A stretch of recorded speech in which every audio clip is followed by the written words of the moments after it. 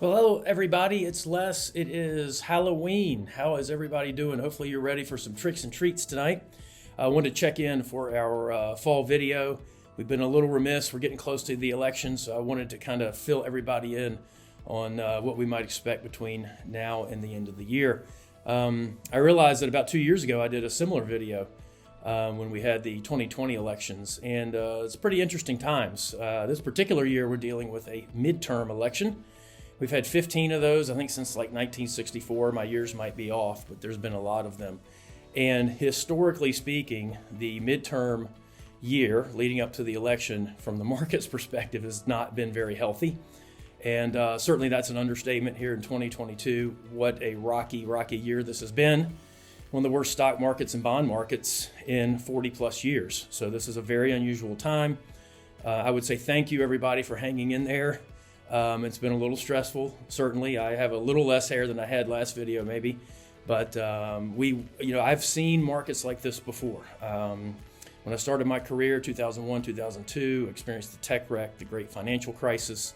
There's been a whole lot of things, and when it looks really dark is usually when, hopefully, the tide will turn. So this brings me to discussing the election. So far, obviously, a very rough year. But in the last week, we've noticed we've had a really nice run up. One of the better Octobers, I think the stat was since 1972. So pretty good month. Your October statements will look way better than your September statements, I might add. And so we are excited for the election, quite honestly, to be over with.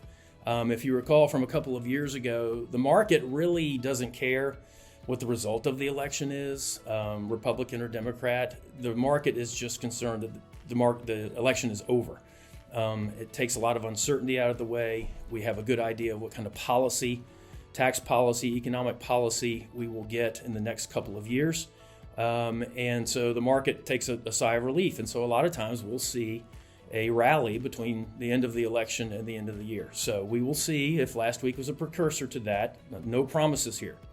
Because the one thing that's different this year is the fact that inflation is still pretty aggressive. Certainly that horse has been beat to death in the media. Inflation is still a problem, primarily because of continued labor shortages. We're having to pay folks quite a bit more to work. And then secondly, rent increases have really begun to filter into the economic system this year. And those are two large components of inflation. Other inflationary items like gasoline, food, and things, we're starting to see a little bit of a downturn, but nothing significant. So we'll get a rate increase this week, pretty sure, 3/4 of a basis point. Part of the market rally last week, we think, was that people are looking ahead. Remember, the stock market looks ahead 6 to 9 months. What is the situation going to be like down the road? And maybe they're thinking that the Fed is going to ease off the interest rate increases. And so that's hopeful for 2023. I'll just comment very quickly on recession. We think we will have one. I don't think we're in one now, but we'll have one. Probably pretty mild, I would say, in the spring quarter next year. But it's hard to have a full-blown recession when everybody's still working and people are still shopping and they're traveling. If you're out and about, you see this yourselves.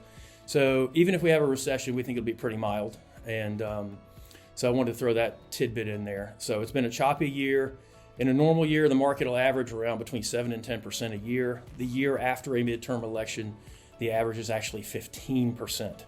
And I'm talking the last 15 midterms, it's been positive over the next 12 months. So that is some reason to be excited as you're out trick-or-treating tonight, and certainly as we move into the holiday season.